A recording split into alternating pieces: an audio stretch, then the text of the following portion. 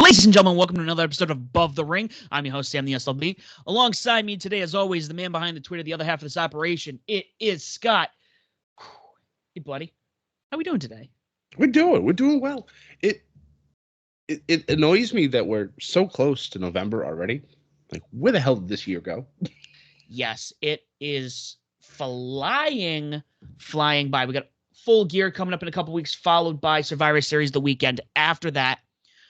Unfortunately, there's no more takeovers. WWE did confirm that they will not be having another takeover for the rest of the year, which is really upsetting. That means we got no War Games. I know. But I know Halloween Havoc is coming up.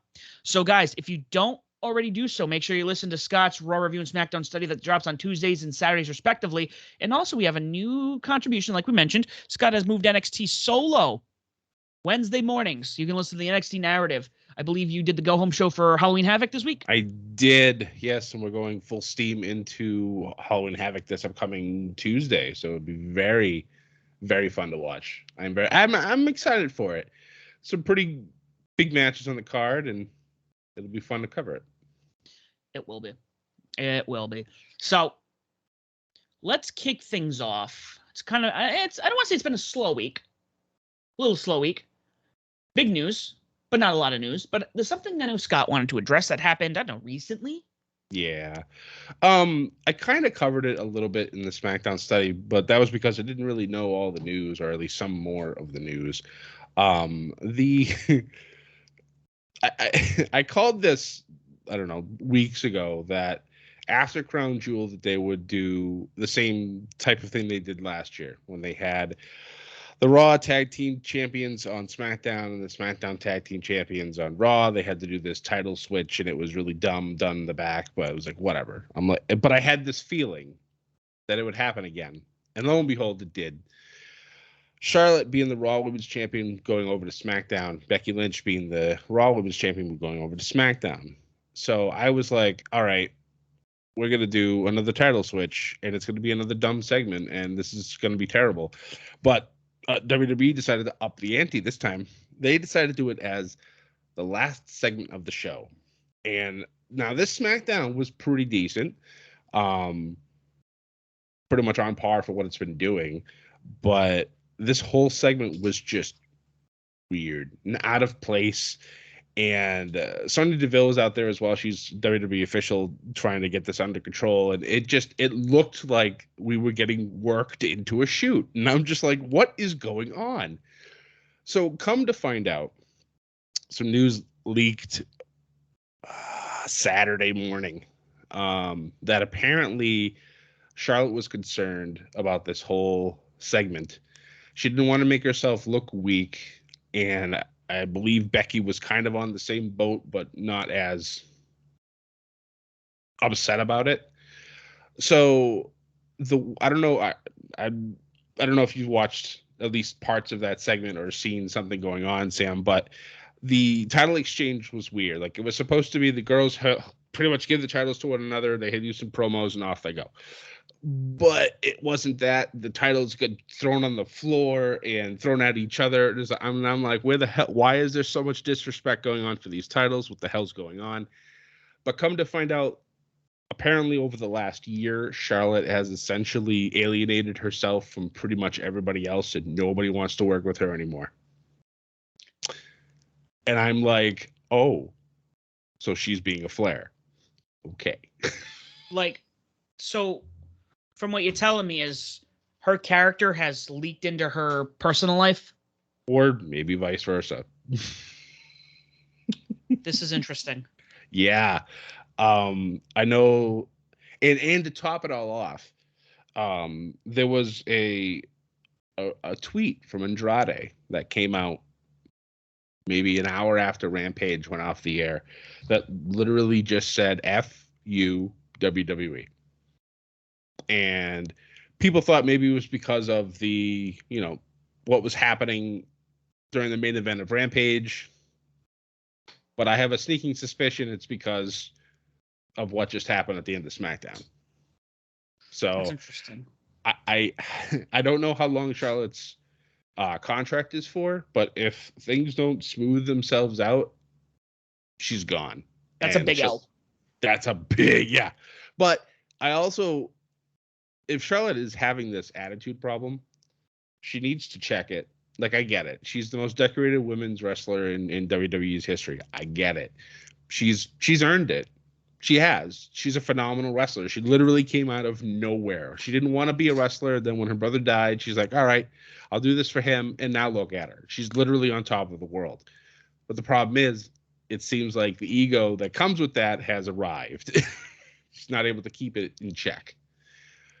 She's trying. Apparently, she tried to throw it on Becky, blaming Becky, but Becky's like universally loved by everybody in the back. So Charlotte's, seems to be, making herself out to be the black sheep of this whole thing, and it kind of sucks because WWE has been dropping the ball on a lot of people lately, as we know, and we've talked about. And I feel like this one could honestly be one of the biggest losses that they can ever take. Could you imagine if things don't smooth over and she leaves? Imagine the damage that could do. And I'm not going to say her and go, oh, she'll go to AEW. But even still, she can go anywhere. And it's different, okay? The men's rosters are inflated, very inflated. There's a lot of them. And there's a lot of female talent out there as well. But the ones who have superstardom like that, yeah, she's guaranteed money anywhere she goes. Yep. The only thing that I wonder is, does she have the rights to the name? Because if she doesn't, she'll have to maybe go as herself or make up a whole brand new name. She's going to Charlotte. She could just go as Charlotte, correct? Do the Cody Rhodes thing for a while. Yeah. But I guarantee WWE will never let go of the name Flair. Never. Because they know. But with her father being who her father is, I wouldn't be surprised if he was like, that's ours. You don't get to keep, that is ours. It all depends on how involved he was during her contract, because WWE likes to do that. They like to slide in and say, hey, we want to copyright your name, and we're going to keep that copyright after you leave. They tried to do it to Adam Cole, but Adam Cole was smart enough to say, no, you can use it while I'm here, but the moment I leave, you don't have a damn thing to say about it. I think AJ Styles did something similar too. Probably. Even at one point, they were talking about changing his name. Triple H and him have talked about it, but the problem is the biggest reason they decided against it wasn't because, AJ Styles is the popular name, which would be dumb. That's like Hulk Hogan going from AWA to the WWF. And, we're going to change his name to, I don't know, Clark Kent. Like, right. Fucking Bruce Pritchard needs to learn good names. Anyways, that aside, the biggest reason was because AJ Styles has the huge AJ tattoo on his side. So Makes you sense. can't change the man's name unless they stay within the AJs, but they have to get rid of Styles. But that would be dumb. Yeah. So it'll be interesting, and we've talked about with Braun Strowman. We've talked about it with Bray Wyatt. There's a lot of cracks in this company right now, and they're showing, and they're continuing to grow. Which, as a longtime fan, it's sad to see, but I kind of expected at some point, and unfortunately it's happening now while the other wrestling companies are gobbling up all the extras and growing. So maybe this is done on purpose. Maybe Nick Khan is working for the people. Maybe he's a sleeper, or maybe they're really playing out this angle and making it feel legit. I don't know. That would be a Vince McMahon thing to do. It's all speculation. You know what? It's tough. Even with social media, it's really tough. And like I said, we got some Frankenstein version of kayfabe. We have for a while. Like, it's not like, is it real? Is it not? They said it on Twitter. Yeah, they could be doing a shoot. True. But I also heard they really don't like each other backstage. So is it a shoot? So it's like the lines are blurred. Kayfabe's kind of alive. Kind of. In a sense. Yeah, it's morphed into a new version of itself. It had to evolve. Which, we want to talk about kayfabe. We're going to jump right now over to the G1 Climax finals, which I did watch. Kazuchika Okada is going to headline the Tokyo Dome. Let's go. He's going to headline. I watched his match with Jeff Cobb. I don't know if I did not watch Ibushi's match with Kenta. However, the only reason, and I don't know if Kazuchika was supposed to win this match, because like I mentioned to you, and you can find it all online, Ibushi did a Phoenix Splash off the top rope and I believe broke his arm. And people are arguing, again, these are people online, and I will just present all the information out there. People online are arguing this could be a work. This could be a work because you can't have Ibushi or Okada. I mean, Okada won, but it was by ref stoppage. So he won, but Ibushi didn't technically lose. That's true. However, that's true. I remember you telling me that. I was like, oh man, like how did they end it? But no, that's the ref stoppage. Yes, you could. Ooh. Now, keep in mind, I'm gonna give you the details where I don't think this is a work, where this is legit. First and foremost, when this happens, there is still like a good half hour, 45 minutes on the event on New Japan World. Ooh. So you still have a lot of space. And I was like, look, whenever I've seen this happen, and you can look at like the time, you'll get most 20 minutes. I'll give 20. Because, okay, maybe somebody's going to cut a promo. Maybe somebody runs in. Maybe they're going to do some weird finish now. So we'll give it 20. That's very pushing it, but probably 10. Half hour, 45 minutes? That's a lot. Second of all, after he fell, the ref came in. A couple people ran in. They called Okada the winner after Red Shoes called it. The music played, and they had the camera on Okada for a good, 3 or 4 minutes. On him. Not even on Ibushi. I've seen these worked injuries before where, he's hurt. Look, and he's in the ring. There was 15 people in that ring when Ibushi fell. Eesh. And then they finally panned out when they literally had him surrounded with everybody. And, even Okada, who got up at one point, is leaning in there, talking to him, making sure he's okay. Yeah. Ibushi wanted to keep going. So unless New Japan is really stretching and really working this, I highly doubt it. That sounds like out of their realm. But,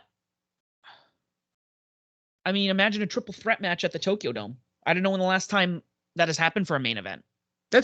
How often do they have triple threats in New Japan? Usually it's for maybe the IC title or the junior heavyweight title or the tag titles. Never for the world championship. That's always been mano-a-mano. Interesting. So they could go that route. But anyways, Okada, he's going at right now. It's him and Shingo Takagi for, I believe, night 1 at the Tokyo Dome at this moment. And then somewhere in there, kind of minor, I'm not sure where this fell in. I don't know if it was the last night. It was during the finals. Katsuyori Shibata returned and did a 5-minute exhibition with Zack Sabre Jr. Ooh. He's been out for a bit. I haven't watched this yet, but it's cool to see somebody come back. I think he's been in LA training at the dojo over there, training the people for Strong. Makes sense. But we have a winner. We have a little over 3 months, a little under 3 months. Some controversy to go with it. I like it. Oh, man. We're on the road to the Tokyo Dome, boys. I know. Some good roads to be on, Sam. Yeah, because right after that, we got one of our other favorite roads, Scott. Road to WrestleMania. Yeah. So, last but not least, this weekend, then we had a GCW event, War Ready. I have not watched this yet, but I want to talk about this because the main event, I believe, I don't know if it was the main event. Minoru Suzuki took on Nick Gage. And there was a lot of crossover here So the Briscoes actually were in this event and won the GCW tag titles. Shit! Wow. There were a couple other things let me see if I can find. I thought I had this up already. It's weird because, you know, when we started this, we followed a lot of Ring of Honor. We followed NWA a lot. Mm-hmm. Now GCW is almost like really knocking at the door right now. Well, they've gotten a lot of exposure lately, especially with like the whole Nick Gage Dark Side of the Ring episodes, and then Matt Cardona going in and winning the championship, and him running with that whole what's the, I don't want to say gimmick, but essentially his gimmick throughout. It was fantastic. It brought them a lot more exposure. So I'm glad that they're doing better and more people have more eyes on it, because they were for like the hardcorest of hardcore fans, and now the casual fans starting to come in and be like, what's going on over here? Oh, light tubes, people are they're bleeding everywhere. Oh, hardcore wrestling. Oh, okay. Yeah. So it's exciting. I at some point I want to get involved and watch that, kind of like MLW, and kind of like not enough time between this and film project. By the way, guys, just to punch this, I've been working on some film projects, mostly to promote my friend's poetry book called Secondhand Memories by Joseph Bonaldi. We filmed the commercial. We posted it. I don't know who saw it, but we have another video dropping tomorrow. This one was more for me. I will say that. It was, you know, get some film and editing experience and hone my skills in. So we're going to drop it sometime tomorrow, give or take above the ring time. I didn't even think about that when I was like, oh yeah, we'll just drop it Monday. I think that was we were just super excited for this. So when it drops, we won't pin it. We'll make sure you guys still see above the ring, but make sure you watch these. I really would love to hear your feedback. It was good. I remember when you showed me the rough cut edit of it. I liked it. I was impressed. Appreciate guys, that. I think you're gonna really like this. I'll have to show you something, Scott, that I did to the, because I showed you the first cut. I made some adjustments on the final cut, so I want to show you some, which I'm very proud of. I'm super proud of. Nice. But that being said, let's talk about Saturday night, October 23rd in Las Vegas, Nevada. Bound for Glory, come and gone. I was originally going to do a solo podcast, but seeing that this was at 10 p.m. right after Dynamite, what a long night that was. Right? This was not a bad event. This really was not. It felt slow at times. And again, I think we go back to the crowds. The crowd, I don't know what it is. They weren't receptive to some of these. But I'll go through some of these. We had almost every title changed hands. Wow. So complete reset. That's interesting. First and foremost, Jordynne Grace is the first ever Impact Digital Media champion and also the first ever Triple Crown Impact champion. Wow. Yep. Think about that. They've been around that long and now they have their first Triple Crown. She deserves it. She's the next woman I want to see hold the Impact title. She'd be incredible doing that. I think that would be great. And then imagine her and Rachel Ellering, like, for whatever reason, split, and then they have a feud together for the title. Whether Rachel wins or not, it doesn't. That would be cool. So we kicked it off. We had the Inspiration make their debut, kick off the live, the event itself. Came out, fought Decay, and won the titles. That's not something I saw happening night one. Fantastic. I love it. And I know they're going to get a lot of heat for it, but you know what I like, Scott? I like heat. Whether it be down south or whether it be in wrestling. Getting people all up in arms. Following that, we had the triple threat for the Impact X Division title match. Wow. Now, I didn't realize this, but whoever won, all three contestants in this match, this would have been their first X Division title. Oh, that's awesome. So I was like, that made it more exciting. I'm just like, ooh. And guess what, Scott? We have a new X Division champion. This was not the only feel-good moment. Trey Miguel. Nice. Won. He fought. You want to talk about baby faces in the long game. Trey Miguel is one of those. He just he fights and fights and fights, and it was so good. All three members. I knew El Phantasmo was not going to win it because, I mean, he's on loan by New Japan. Right. So following that, we had, the tag match between Heath and Violent by Design, which, in the long run, Rhino came out. That's right, Beauty and the Beast are back. Oh my God. Yeah. Rhino during the promo after goes, Heath, you can tell kids Uncle Rhino's home. Yes. It was good. It was good. Following that, we had the 20 wrestler intergender call your shot gauntlet match. Moose won last by eliminating Matt Cardona. But I want to mention some of these names because it opened up with Chris Sabin coming out. I'm like, cool, Sabin's out. And he lasted a while. He didn't get eliminated till he was the 16th person eliminated. Wow. But he and Rocky Romero from New Japan, Roppongi 3K's manager and commentator for New Japan, came out. We had Melina come out. We had the Kiss Demon. I was like, what? What? I texted you. I was like, Scott, is this the Kiss Demon from WCW? Oh man. Which I didn't anybody realize. Can show up in these things, and that's what I love about it. It's just anybody can come in for a few minutes to do something ridiculous. And what I didn't realize here was that he, in particular, he actually did do a little stint with TNA a while back. So this isn't his first rodeo with them. Okay, all right. Laredo Kid showed up. It was a good energy. I'm just going over the names that were unique. One of my favorite moves was Brian Myers came out, Matt Cardona came out, and then later on, like 2 picks later, Sam Beal came out. To which Sam Beal eliminated Brian Myers. Beautiful. I love it. So we have a star in the making, guys. Yep. Like he's on his own now. He's going up there, and I'm excited. But Moose ended up winning by pinfall or tap out. I don't remember. Looks like a pin. Pin. It was pin. I'm thinking. That's why I'll get to it in a minute. So following that was the Good Brothers taking on Finjuice and Bullet Club members Chris Bay and Hikuleo. Chris Bay really feels like he's a Bullet Club member. Nice. I love Chris Bay. We've always, you and I have been Chris Bay fans for a bit, but like he comes out and he has the stride, like he has the black jacket, he just leans down like cocky piece of shit. Like you want to hate him, but you also like, I like you, sir. I see you, Chris Bay. I see you.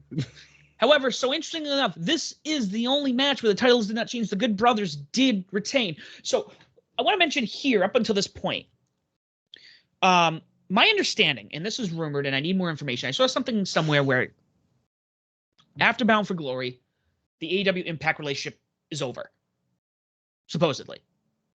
I don't know the details on it. The question remains, well, we'll continue, but there are certain people who are still heavily involved. Like Christopher Daniels just went over there. Mm-hmm. Unless, they gave him a little more leeway. He's been there since day one. TNA was what brought him up. Maybe he gets some leeway. Christian Cage was another one that was concerned. Which I don't... He's another one. He's been there for a while. He helped build TNA. Yep. I would almost say he was... I mean, yeah, he had his stint with WWE, but they really pushed... Like, when I'm watching the promos, and then I realized the time frame when he went over there. It's kind of like Kurt Angle. I didn't realize, first and foremost, Kurt Angle went over there around the same time, and he was like their inaugural champion. Like, he was I didn't realize how big of a deal he was over there. Yeah. Oh, my God. Kurt Angle's TNA run rivaled his WWE run. Like, honestly, like, the stuff that I was actually able to watch TNA back then, and I got to see a good chunk of his career over there. The man was absolutely insane. Like, his rivalry with Samoa Joe, probably one of my favorites of all time. I'll have to go back and find that kind of stuff Oh, or like man. some summaries because I love it. There's certain things I see, especially with like now, I'm seeing these guys later in their careers, like Samoa, like Christopher Daniels, like AJ Styles. But like when TNA was garbage, these were the guys who were the foundation and were pretty much what everyone was like, yeah, they're doing all this bullshit, but these guys, Yep. These guys here, they're like the MJF, the Darby Allins, the Jungle Boy of like that company. Back then, absolutely, yes. Oh my God, yes. So I'll be interested to see what happens in regards to, especially, so the Good Brothers is why I kind of bring this up, because they're still heavily involved with the Elite. But they're champions at Impact. So unless they have some contract, which I can see it happen. I mean, Tony Khan is close enough to those guys where he can probably give some people some wiggle room. Right. And I would like to see the Good Brothers in AEW, but I like how they've been doing their thing on both shows. Like they show up and they're almost like valets half the time to the Bucks. Yeah. But then when they're on Impact, they're one of the most dominant teams in the company, if not some of the most dominant personalities in the company. Right. And I think I read somewhere about that, and if I remember correctly, I don't think the Good Brothers have been at the last 3 Dynamites, so they've been noticeably absent. Yeah, I did see that. I have noticed that too, because I know they're starting to. I don't know if that was with like the change going to Las Vegas or whatnot. I don't know what they're doing, but well, it'll be interesting to see what happens.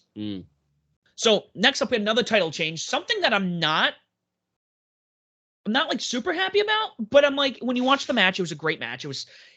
Might be the best match of the night, Scott. Mickie James taking on, defeating Deonna Purrazzo. Now, it was cool. The problem with matches like this, and I think you know exactly what I'm talking about here. I feel like every time we have a match like this where maybe a legend or whatever you want to call it wins against somebody like this, they're going to drop the title in 2 months. If that. Deonna Purrazzo was on fire. And she was on this, she was up there, but she found an even taller mountain to climb. Yep. I think, kind of like what you and I have talked about with like the MJF and Sting angle, Deonna could have used this win as like more momentum. Yep. I defeated a legend. Yep. You can't touch me. I defeated the Mickie James for my title. Like, the egos of some of these characters are what really makes them. Right. And Mickie James, I love Mickie James. She's great. She was good in the ring. But her she's a babyface and she's a legend. So in that regard, the run's not going to be that long. Right. Deonna Purrazzo would have been a passing of the torch kind of person, unless they're going to pass the torch over from Mickie James to somebody else. But who else over there deserves the women's title besides Deonna Purrazzo? Honestly. Maybe Jordynne Grace. But Deonna's beaten her. Yeah, good point. The who's who of women that have gone through Impact, Deonna's pretty much beaten them all. So I know what you're saying, because when I'm thinking about the women's roster, where AEW is continuously growing, NXT is continuously growing, and this isn't knocking the women at all in Impact, but the base level of the women there are all like here. There's no up and comers per se. Right. On top of it, Deonna's beaten most of them, which is what you're getting at. Yeah. That's like, SmackDown, from my understanding, the women's rosters there, they've kind of been pretty consistent across the board. Everyone's almost like at the same level. Yeah. Not like in a bad way, but like the bar is set a little higher, and it's like, where's the new talent? Oh, they're still in NXT. Don't worry about them. Yeah. They've kind of shifted things actually on both Raw and SmackDown with the women. So there is some up and comers now. So it'll be interesting to see how they do it over there. But for this, the only way I honestly see this whole thing work is if Deonna Purrazzo now becomes obsessed with Mickie James to take that title back. That's the only way I could see this work, because otherwise I feel like this is a lot of damage to Deonna Purrazzo that she doesn't necessarily need. And again, I'm not going to knock Mickie James either, because I love her. I think she's fantastic. What she's done for the women's division in any company she's been in has just been, it's well documented. But I don't see the reason why a part-time wrestler, she's not a full-time wrestler anymore. She's buried in, leading divisions for another company. Mm-hmm. And she's now the Impact Women's Champion. Now, you mentioned obsessed, and I want to bring this up. Mickie James is not an Impact signed talent. Correct. She is technically signed with NWA. Now, correct. Mickey's still going to do her thing there. Could you imagine Deonna Purrazzo going to NWA and decimating that division. I think it would be amazing. Just to make a point. Yes. I would be all for it. But a couple scenarios too, Scott. I'm going to play a couple of these out for you. It would be cool for her to do the Kenny Omega equivalent. I'm going to go to NWA. I'm going to destroy a whole roster. And then I'm going to take that woman's title. Now we have 2 of them. Now you have no reason to give me my title back. So now she because remember, she just won the AAA women's title. True. Which, I mean, that in itself is a whole nother thing. So, yeah, she could get all 3 belts. There's that option. Or maybe... that'd be amazing. Or maybe due to the scheduling or whatnot, or maybe she wants to push more towards AAA. It's the only other thing I can think of. And again... It's possible. I'll take the... Look, long game. We'll see what happens in the long game. True. Like, we will talk about this next match. Josh Alexander, Christian Cage for the Impact World title. This match was exactly what you expected. It was good, hard-hitting match. Good. I will say again, like, Christian wasn't like my favorite in WWE. And yeah, he was, legendary tag team with, Edge and whatnot. Mm-hmm. Outside of WWE, he has star power like I'm a Christian fan now. I will say that. I couldn't say that when he, worked, and I'm not saying that because WWE. No. I'm just saying, like, he has the star power that is like untapped in WWE, and when he leaves, he feels like he's one of the guys. Right. Yeah. He's like, oh yeah, Christian's on the roster, but Edge is main eventing. No, Christian's here to play fucking ball. So, Josh and Christian. And they pushed Josh Alexander to the moon with these promos, man. It was like one of those things you wanted to cry, talk about bringing the belts home to his kids and whatnot. Man, it was a moment when he made him submit to. He didn't pin him. He submitted him. That's beautiful. I love it. And it was incredible. His son came out to the ring, and his wife came out to the ring. And it was a feel-good moment. And then Twitter blew up because somebody decided to call their shot really early. Moose is your new Impact World Champion. Wait, hold on. Wait, you don't know this? Oh, no. I fell asleep before this main event was over. I didn't get your text this morning until this morning. And I was just like, I just saw it say, wow, but I didn't go on Twitter. I was just like, we'll talk about it when we get to the podcast today. I did not know that Moose called the shot, and holy shit. Josh Alexander won. His family's in the ring too. Moose decimates him in one blow, pins him, and takes the belt in front of his kid and his wife. Twitter is in an uproar right now about this. God damn it, I love Moose.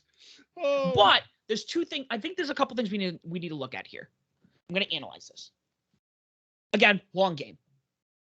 First and foremost, my understanding is the same thing happened when Daniel Bryan won his first title. Somebody said it, and you can correct me if I'm wrong, where I think Randy Orton did the same thing to him when he won his first title. He didn't have his first title long. When he defeated John Cena in probably one of my favorite SummerSlam matches, yes. Triple H, I believe, was the special guest ref.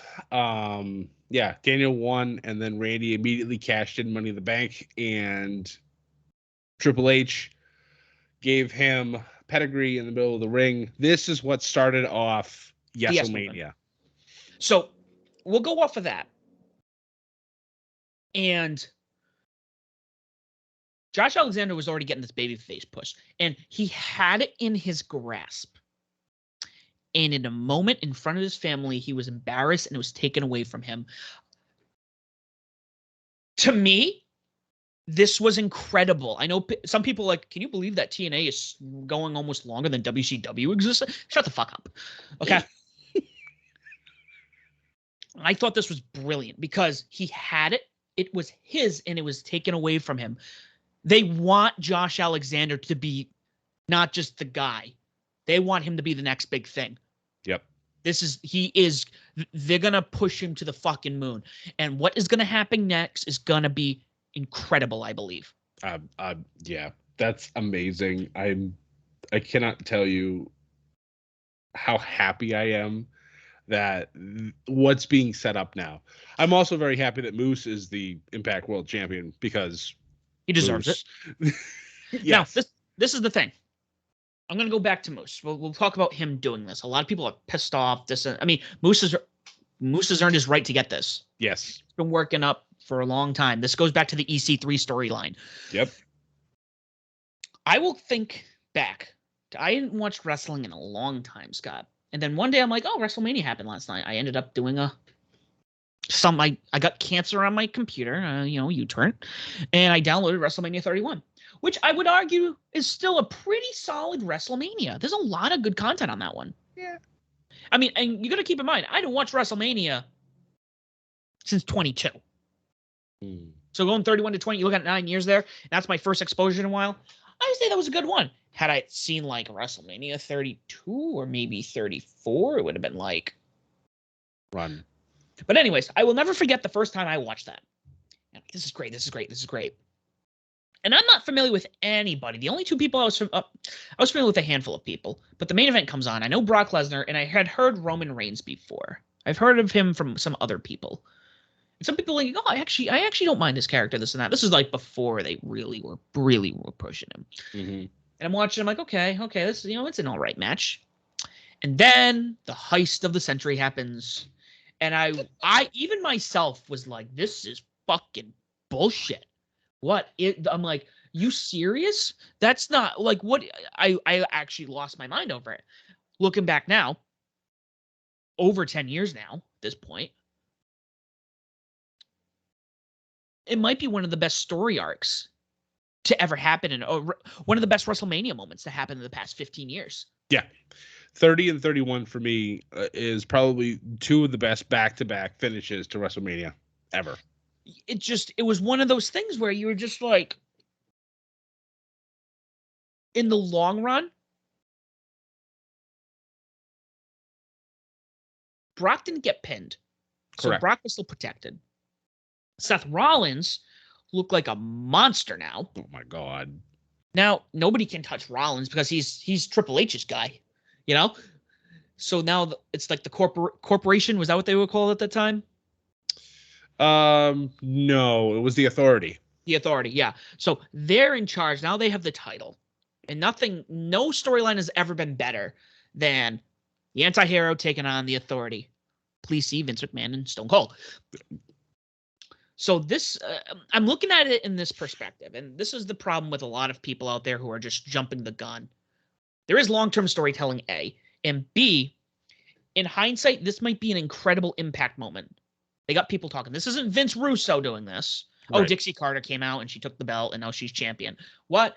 Because she can. I don't know. But I thought this was an okay pay-per-view. There were moments I was just even I was like, But I also watched AEW prior to that. And this went till 1 a.m. Eastern time. So I think towards the end, yeah. But you know what?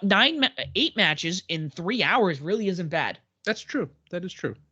Had it started at 8 o'clock, it would have been done by 11. So I think the timing worked. But it's definitely worth a watch. Definitely take a look, see what you get out of it. I think we're at a turning point with this company, especially going to Vegas, especially new champion, especially with just a lot going on. Definitely worth a watch. So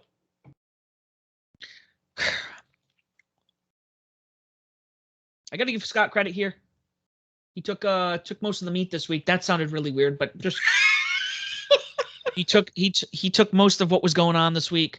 I can't say selfish. No.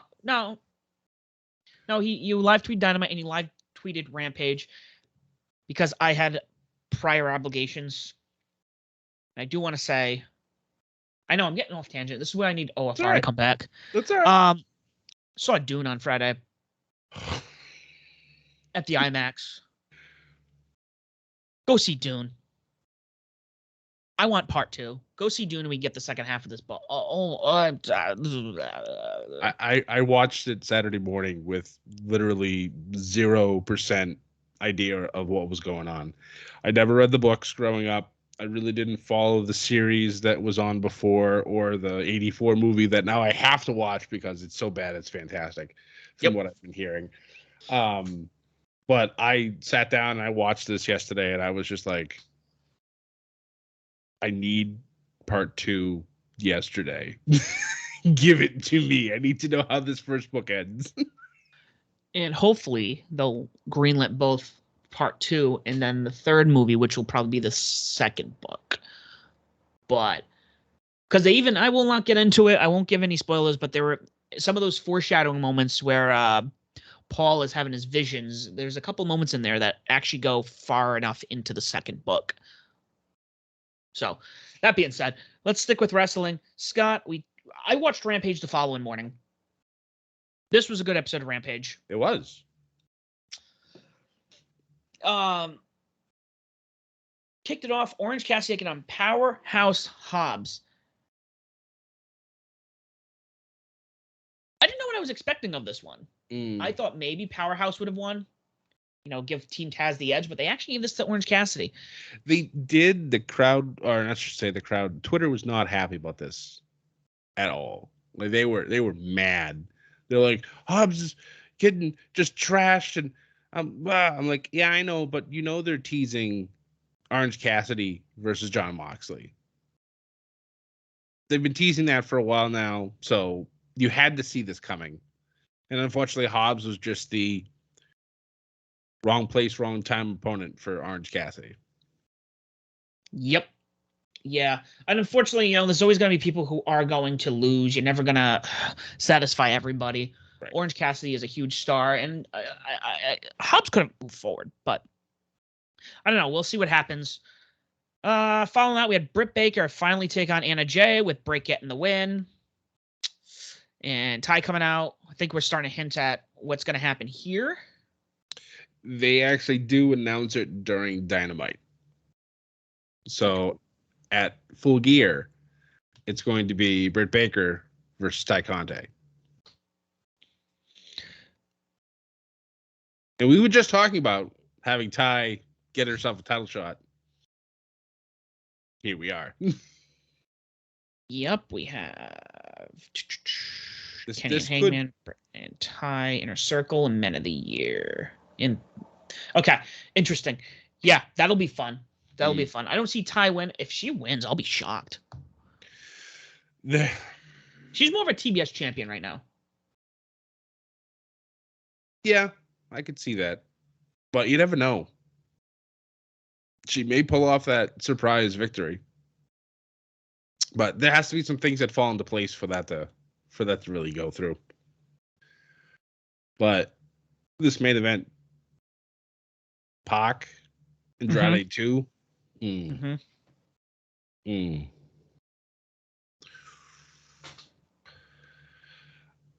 Very a lot of interesting things happen in this.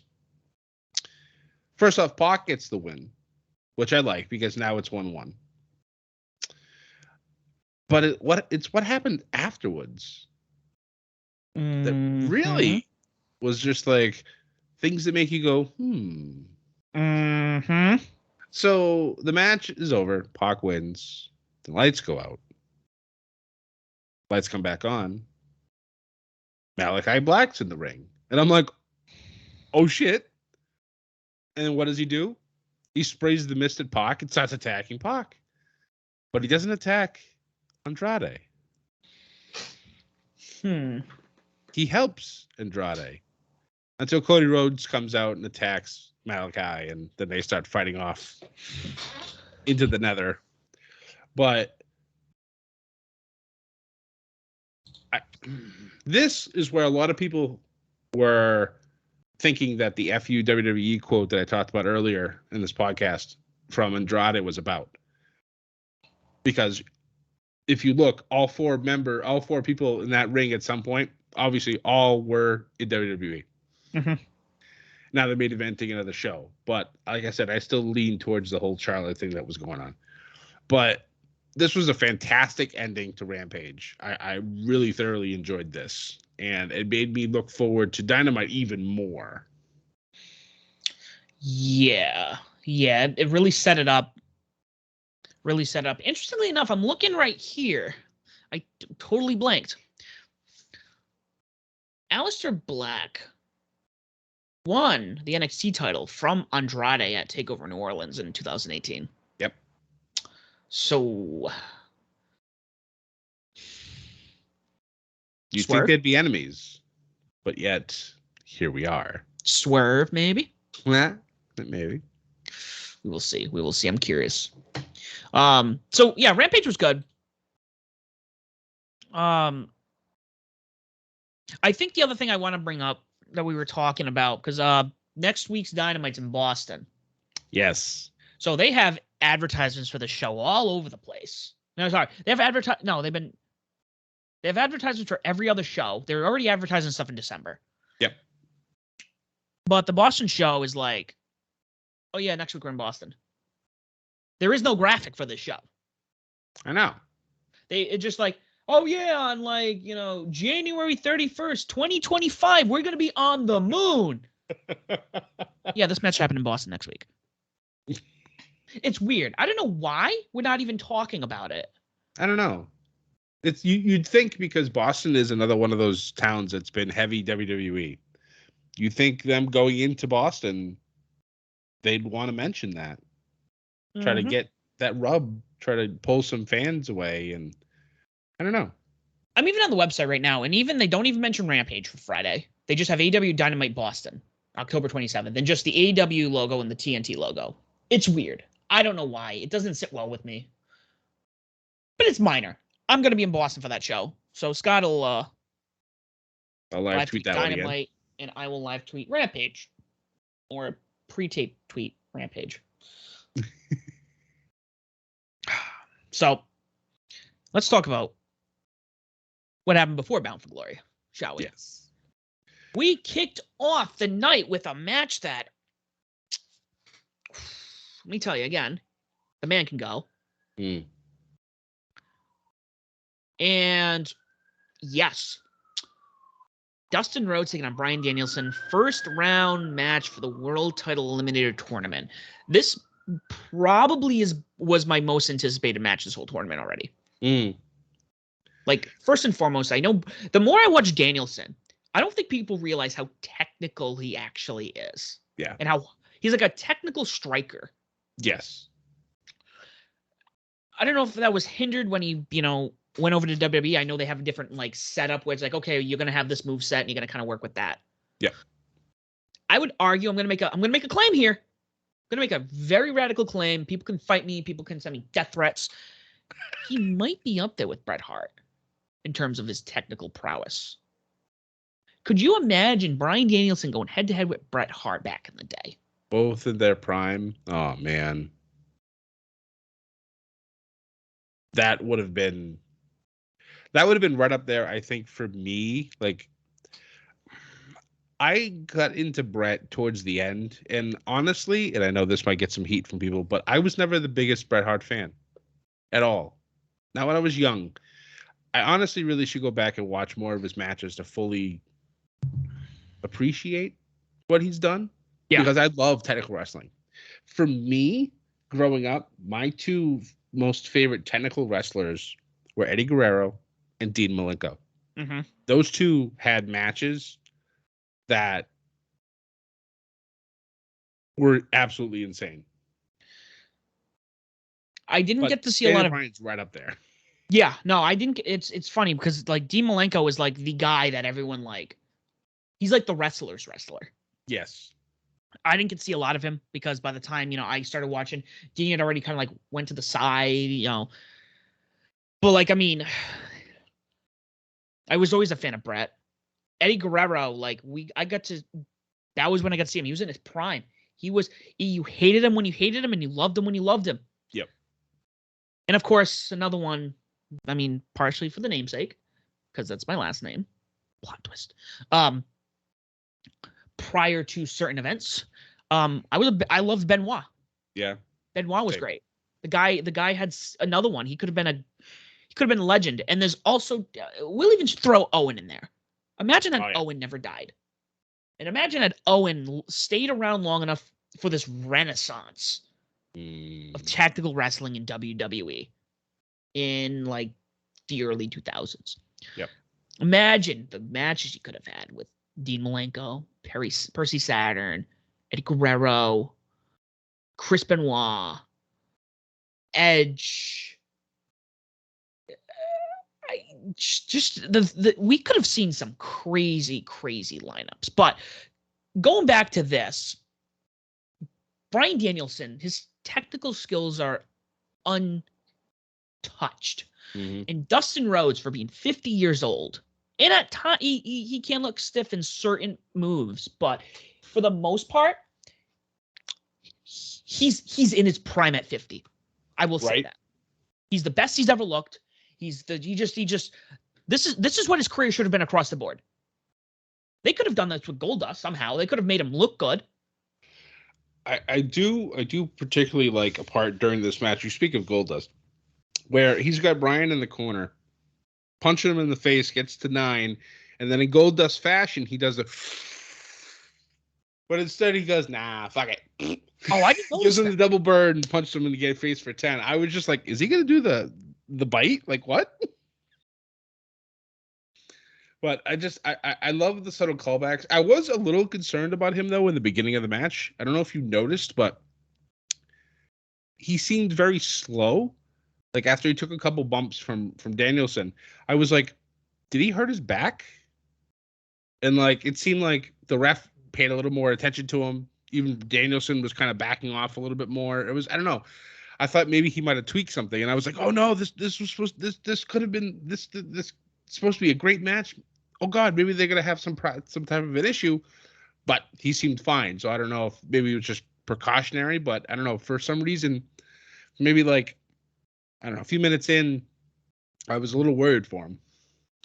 Yeah, no, I know what you're talking about. It looked like it, but picked himself right back up, got right into it, looked great, loved every moment of it. Following that, we had our first TBS tournament match. We did. One of the first ones. Penelope Ford taking on Ruby Soho, with Soho getting the win over Ford. And the Bunny coming out afterwards. Attacking her. And then Red Velvet coming out, which I didn't see Red Velvet coming out unless I've missed something on Darker Elevation. I'm trying to think. I had the championship photo. Maybe Red Velvet's the Bunnies are. Let us take a look. Yep, Red Velvet is the Bunnies' opponent, so that makes sense. Okay. I didn't realize that until I just looked at the photo again. So yeah, that makes perfect sense and why. There's an alignment for you, Scott. I thought about this, came off the tongue immediately the moment I saw it, and I'm like, Ruby Red. Ooh. You got Ty J and you could get Ruby Red. I like it. Thinking a little bit. Following that, we have Bobby Fish taking on Anthony Green. It's so good to see AG on TV again. I saw the tweet. Yeah. I think I put her on his Instagram. I said it was fantastic to see him 2 weeks ago. We were at Chaotic live, in person, and now sitting at home watching him on Dynamite on national television. It's just like, man, like what a life you lead. Holy shit. Yeah, it was cool. It was really cool. And this match was good. This was actually good. Bobby Fish is another one coming out of the woodwork here, where it's like, dude, you are just almost like that UFC feel, almost hard striking kind of. That's the thing. Like that was his thing in ROH. And then again, he comes to WWE and it's completely minimized. Unfortunately, I think the injuries had a lot to do with that, which it's really sad because I was really excited about Red Dragon coming to WWE, and then Bobby was always hurt. And it was like, what the hell? It sucked so much. But now to see him coming back to what he was before he got there is great. I was a little sad that obviously this was a talent enhancement style match. AG did get some offense in, including his famous bounce off the ropes in the crossbody, which I love that he still gets to do that in pretty much every single match. But the crazy thing about this, after this match was over, Bobby Fish gets the win. He then continues to attack AG. I actually got a little angry at home, like legitimately angry. I was like, why? Why are you doing this? There's no reason to do this. CM Punk, of all people, comes out and saves AG from Bobby Fish. Now, obviously, we're going to lead into now them having their own thing. But I'm just like, this man just got saved by CM Punk. Yeah. Like, what the fuck?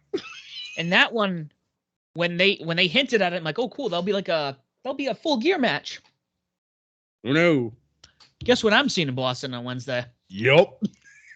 CM Punk taking on Bobby Fish.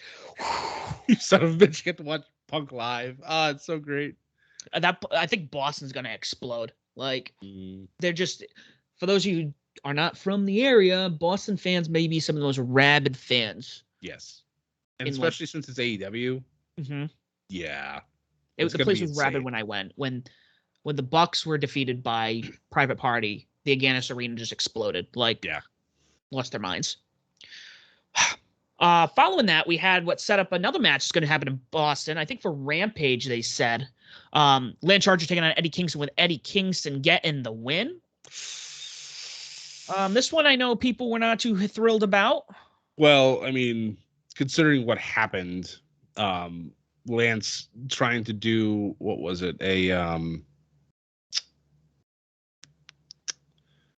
Was he trying to do what the hell? What type of move? He was trying to do, he did a move off the top rope and he under rotated and he literally landed on his neck. Like, that was some scary shit. They stopped them. They literally stopped the match for like 3-4 minutes while Doc was trying to was trying to look over him. But I think Lance was like, no, we're not going to have a rest stoppage. I'm going to finish this match. And the match ended literally 4 seconds later because Kingston rolled him up and got the win. Which was obviously the way they did it. Yeah. I'm honestly, with a neck injury, I'm surprised he even took the roll up because that puts more pressure on the neck. Yeah. So what I'm looking at here is I'm wondering if Lance should have won this one. I think he was probably supposed to, but due to injury, obviously we have Kingston take it. Lance did tweet afterwards saying that, he'll live, he's fine. Which is obviously a good news that he's okay. He was able to leave on his own power, I think I saw somewhere. But the promo that happened after this show that you and I talked about this morning before we recorded this podcast, I'm all in for this match now. All in. Oh my God. That's another one I'm seeing. So I know. I know. You also get to see, what is it? 10 versus John Moxley. So, you bastard. Now you got me wondering. I cannot find these cards anywhere. They don't really make it easy to find these cards if it's not like on their Facebook the day of. Yeah, it's on Twitter, but it gets buried quickly because they're talking about everything. But yeah, it's gonna be good. Yeah, we got Sammy Guevara and Ethan Page for the TNT title. Yes. I get to see my boy Ethan. Be a lot of fun. The caveat for this was not the caveat, but the stipulations for this is kind of weird. It's like they have a 10-on-10 match at Full Gear, but if Sammy loses the TNT title to All Ego, then he has to leave Inner Circle. So does that mean it's a 5-on-4? It's kind of confusing. Thought about that after the fact. I was like, wait, that doesn't really make any sense. It's a little bit. Well, we'll see what happens. We'll see what happens. I think that might be one of those easy story points. Like, okay, he's not gonna leave. He's not gonna, or maybe he does, and they fuck with us. Maybe. Who knows? Following that, we had Jungle Boy taking on Brandon Cutler, which was, I think this was more to build up the story between him and Cole.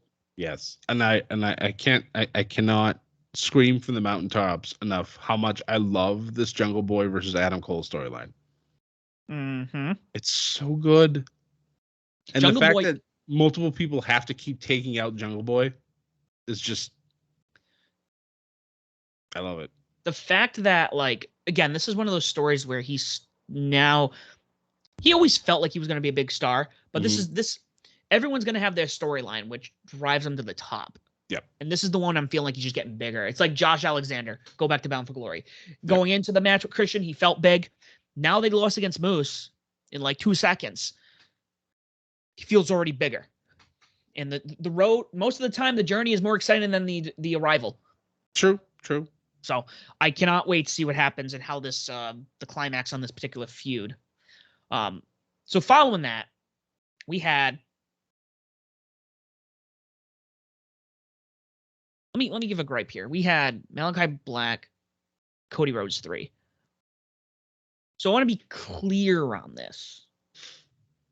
I know we refer to things as, oh, we're getting to see my favorite one, Omega Okada. You know, oh, this is a Omega Okada 3, Omega Okada 4.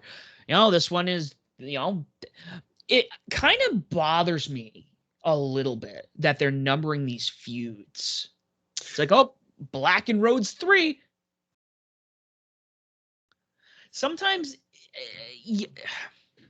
this is something where you just need to let it happen. Yep. You know, Pac and Andrade, that needed to happen. Yep. You didn't need the 2 at the end of it. Right.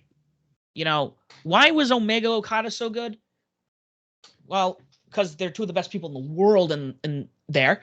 And it wasn't New Japan going, oh yeah, this is Omega Okada 3 or 2 or 4. They just happened naturally. Yep. At a level that is so natural that I don't think grass grows that naturally. Starting to get some Ultimate Warrior promo going on here. But that very minor detail, but it does bother me that they were, oh, here's the 3rd one. Why don't we just, this is their next fight. And let the fans go, yo, it's Black and Rhodes 3. Just let it happen. Right. You don't have to name it ahead of time. I agree. 100%. So this was a decent match. This was good.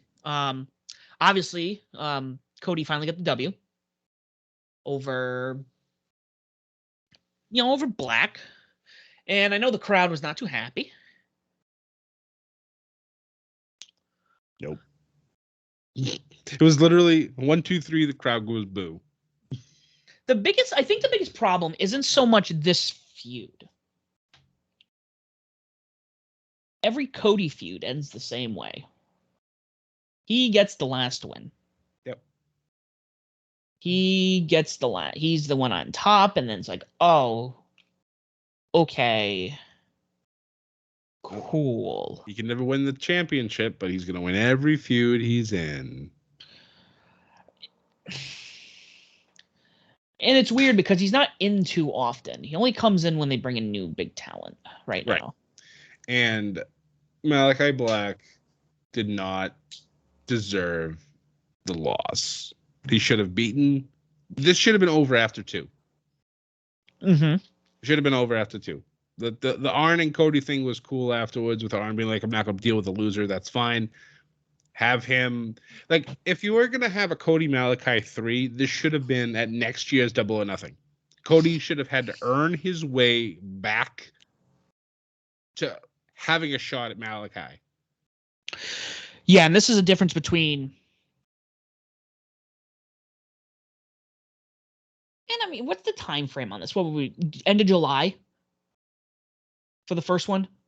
Or was it August?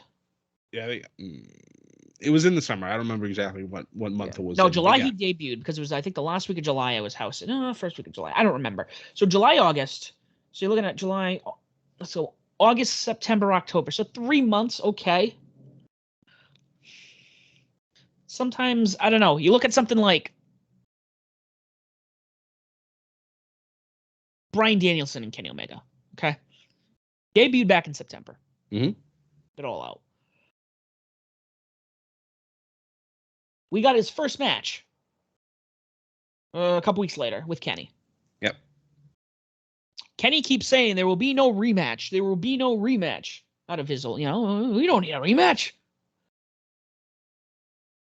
It's fizzled away just enough where you almost forget about it. Yep. It's still there, though. It's in the back of your brain. It's flickering. Yeah. They let it flicker. Bryan Danielson is having all these other matches in the tournament match. Obviously, Hangman Page is going up against Kenny, so that's going on. So you almost forget. That's going on. The best thing about that is they don't need to fight for the title. We just want to see who wins this match. How would you feel if this was another draw? It would have to be a 60-minute draw. Another 30-minute draw wouldn't do anything for me. A 60-minute draw would be, I think, a great way to do it. And then you end it with a no time limit, best 2 out of 3. But best 2 out of 3. God, that'd be a whole pay-per-view just for that. Oh man, you and I, Scott, we have a booking to do. Wow. Literally have 3 hours of Bryan Danielson and Kenny Omega wrestling. But keep in mind, I know people are like, oh, the Bucks this, Kenny that. They both of those teams, first of all, they are responsible for making this company a thing. Yes. The first year, at least, they were kind of in the back. They were kind of like where they should have been, and that's fine. Kenny was on a losing streak for a while. I know. I loved that, actually. I thought that was fantastic. There were people out there who were like, oh, I don't know why Kenny Omega, people getting into wrestling. I don't know why Kenny Omega is so great. This and that. Go, right. Wait. And now we're getting it. Yeah. So, I forgot where I was going with this, but compared to this ending, I don't know where I feel about it. Mostly because it's almost predictable every single time. Yeah. And I think that's why the crowd is so negative towards him now, because we all know how this is going to finish. This is essentially, he's getting the Triple H finish. And he's wants to be nothing like it, but yet he destroys the throne with a sledgehammer. And, it's just, I like Cody Rhodes, don't get me wrong, but in a wrestling ring, at this point, he's going to win. Somehow, somewhere during his feuds. The only reason why he's not AEW Heavyweight champion is because he lost that match, which I was honestly surprised that ever happened. I'm still waiting for a way for him to find his way into the title picture. Yeah. I'm still waiting for it because I know eventually it's going to happen. What I do like, though, is I do like how the despite them having all the titles, the Bucks and Omega, and now Adam Cole, baby, they're surrounding themselves with the younger talent. So we're gonna feud with these guys. Yeah, we're gonna be the dominant team that nobody wants to, we gotta deal with them again. But look what they're doing to Jungle Boy. Yep. Look what they're doing with. Oh, who else have they feuded with recently? Mostly Jungle Boy, actually. Now I think about it. Yeah, I mean, they've kind of done a little bit with Lucha Brothers, but they're not exactly super young. So, trying to think of some of the other people that they've really been involved with. Adam Page, he's technically still young, I believe. He's my age, but I mean, he's the one of the still young. For me, that's still young. So let's look at it like that. I mean, all of their homegrown talent. I know Hangman. All of these guys came from somewhere. Right. But let's look at Hangman. You look at Jungle Boy. You look at Darby Allin. You look at MJF. And was that the pillar? I feel like there might have been one other. I know there's 4 pillars. I don't think Hangman was in that one. I have to look at the shirt. But let's look at those 4 people. They are all in major storylines all the time. Mm-hmm. They're always in the pit, unless they're out for whatever reason. I mean, okay, MJF. He's kind of feuding with Darby. And even though Darby wasn't there this week, Sting came out. First and foremost, Sting could arguably be one of the best non-WWE wrestlers to exist. Correct. And you get one of the best future heels to, with each other now. I wouldn't even say future at this point. Like, I think legitimately, if you look across the board, I think he is the biggest heel in all of professional wrestling and sports entertainment. No, hands down. But like he's still very, very young. Oh yeah, he's not even 25. I know. Like he's doing wonderful things, but they're putting them with these story. Like the one sickening thing, like in the best way possible with MJF, is that he gets over the people you don't want him to, and it gives him. It not only gives him the fuel and the fire, kind of going back to Deanna. That's what Deanna should have got with Mickey James. Yeah. Not only gives him the fire, it doesn't give him the, but it gives him that. It gives him an edge. It gives him just, we're investing in you. We want to work with you. Yep. It was kind of like, who did it this week? Was it CM Punk when Anthony Green? No, it was Dante Martin and Malachi. There's a good example. Last week. Okay. Malachi Black looked back and like nodded. The nod. Yeah. It's they're really building the foundation. They're trying to, and you, again, we'll go over this. Everyone's like, oh, it's WCW all over again. Yeah, maybe there's some, but also WCW didn't have WCW to kind of look at and go, we shouldn't do that. Right. And even their big stars, they don't really have many big stars, I guess. They do, but they don't. Like, right. You do have CM Punk. You do have Daniel Bryan. The Elite, they weren't even part of WWE. Correct. That's a big thing that needs to be looked at. They are investing in younger talent. They are allowing themselves to go to the independent scene. That's and they're not doing 1 million house shows a year. So I think there's a lot here that we can take from. Are there flaws? Yes, there are flaws. We can talk about those flaws too. Of course there are, yeah.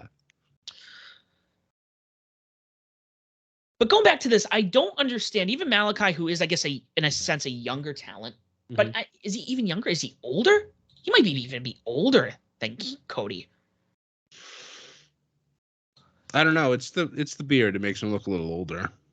But I think he's probably in his 30s. Yeah, Cody Rhodes is 36. Malachi Black is 36. They're the same age. I don't know. It was a weird. I can't say no resolution. What do you do now? Between what, like Cody and Malachi? Yeah, I know they already have plans set for Malachi, it looks like, with Andrade. Yeah. And this is another thing I think with Cody's feuds is most of the time they just fizzle out. I think this was the end. I think the way, at least from what I've seen AEW likes to do, is after 3, they're done. So Cody gets his win, and now Malachi will continue, I'm assuming, with whatever's going on with Andrade. Cody now, don't know. And I don't think the crowd really cares at this point, unfortunately. Yeah. It's funny because he's like, I'm not going to turn heel because the crowd is booing me. No, that's exactly why you turn heel, because the crowd is booing you. So then you work off of that. Now, if it's go away heat, that's a different story, which I kind of feel like this is turning into. He's getting close to that X-Pac heat going.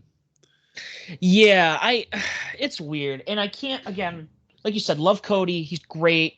He's talented. I think this is where his ego is starting to show a little bit. Yeah, unfortunately. But, Scott, I'll be in Boston next week. I know, Sam. I know. I won't be, so. I might have seen more Dynamite shows at that point.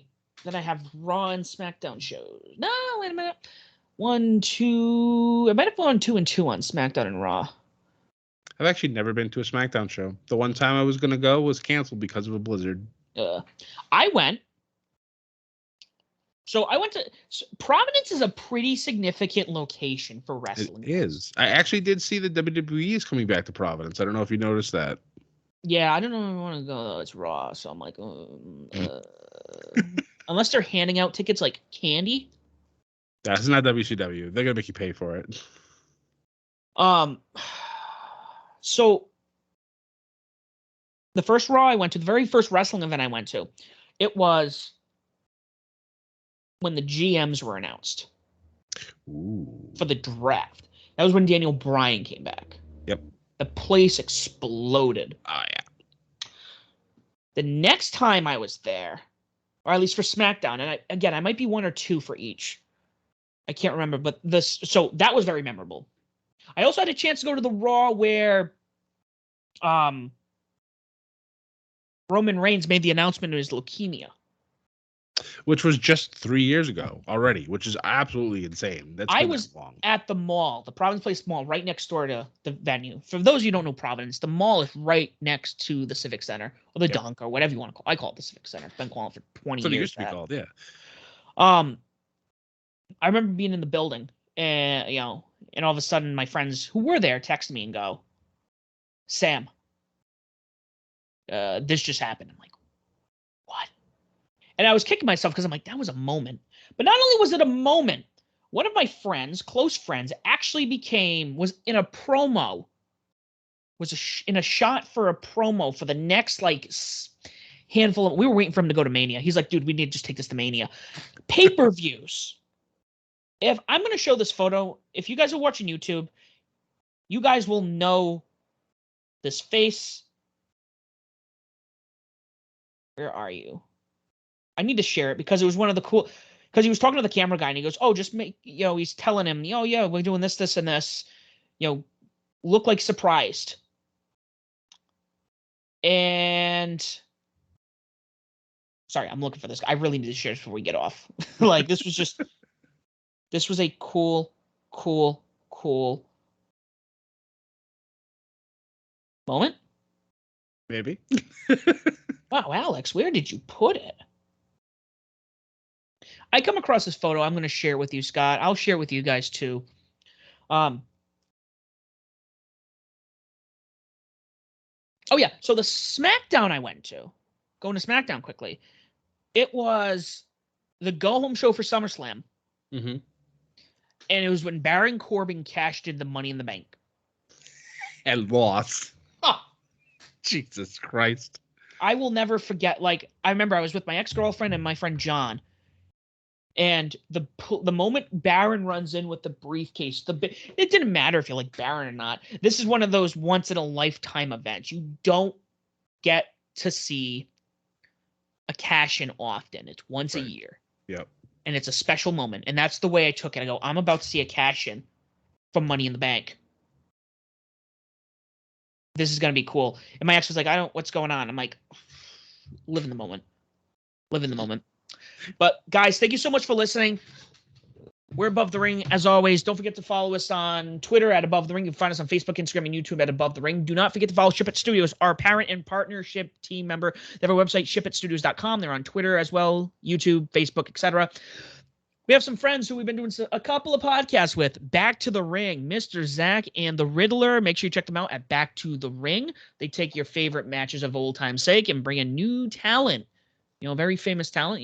This couple we've done. Check those out. We are on all streaming platforms. Just make sure if you can't find us on one, let us know. We will put ourselves on there on your streaming platform and mobile device. Please make sure you like, share, subscribe, leave a comment, leave a review. Tell people why Above the Ring and Ship It Studios, the podcast of your choosing, and why you should listen to us as well. Thank you for listening. Don't forget to ship it. And as always, do not forget to join the Bedlam.